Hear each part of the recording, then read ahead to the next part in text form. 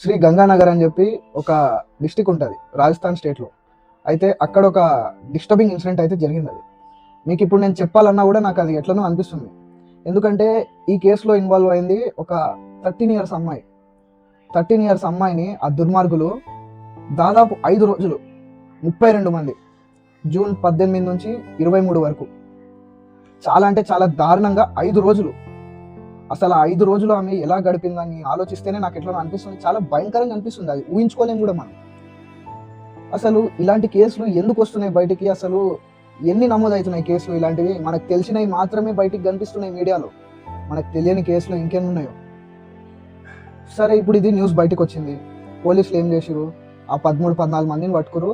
32లో 13-14 మందిని పట్టుకుని ఇంకా మిగిలిన వాళ్ళని కూడా పట్టుకొని వాళ్ళకు ఉరిశిక్ష చేస్తే ఇంకా జస్టిస్ అయిపోతుంది అంతేగా. ఇంతేనా, ఇక ఇక్కడితోనే అయిపోతుందా? సరే, ఆ 3 హోటల్ అని చెప్పిన కదా, ఆ 3 హోటళ్ళ పరిస్థితి ఏంద్రా అంటే అవి ఇల్లీగల్గా కన్స్ట్రక్ట్ చేసిన హోటల్స్ అంట. వాటిని కూల్చేసిరంట. ఇంకా 13-14 మందిని అరెస్ట్ చేసిరంట. మిగిలిన వాళ్ళని కూడా అరెస్ట్ చేసి వాళ్ళని ఇంకా ఉరిశిక్ష చేసేస్తారంట. ఇంకా అంతే అంటే ఇంకా జస్టిస్.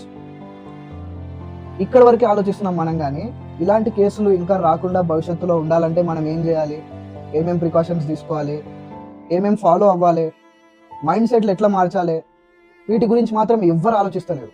లిటరల్లీ ఇక్కడ మన దేశంలో మెయిన్ ప్రాబ్లం వచ్చేసి ఏంద్రా అంటే sex education, lack of sex education. మనోళ్ళకి దీని మీద నాలెడ్జ్ లేదు, అవేర్నెస్ లేదు. ఇప్పటికీ చాలా మంది మగాళ్ళకు కన్సెంట్ అంటే ఏందో కూడా తెలియదు, కన్సెంట్కి మీనింగ్ తెలియదు, కన్సెంట్ యొక్క ఇంపార్టెన్స్ తెలియదు, సరిగ్గా మైండ్ సెట్లు కూడా లేవు సరిగ్గా ఇవ్వడానికి. ఈ అన్ని ఇబ్బందుల వల్లనే ఇలాంటి కేసులు ఒకప్పుడు ఉన్నాయి, ఇప్పుడు ఉన్నాయి, రేపు భవిష్యత్తులో కూడా వస్తాయి. సో ఇక మీరు ఈ కేసు మీద మీ ఒపీనియన్ అయితే కామెంట్ చేయండి. మీ కామెంట్స్ బట్టి నేను డిసైడ్ అవుతా.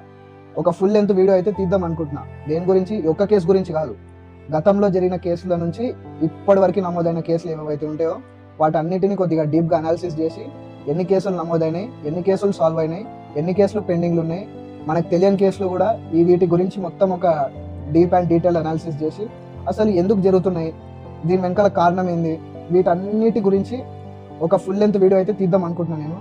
సో మీ కామెంట్స్ బట్టి నేను డిసైడ్ అవుతా. ఈ కేసు మీద అయితే మీ ఒపీనియన్ కామెంట్ చేయండి. అలాగే ఏదైనా ఇట్లా ఫుల్ వీడియో చేయాలా వద్దా అనే దాని మీద కూడా మీరు కామెంట్ చేయండి.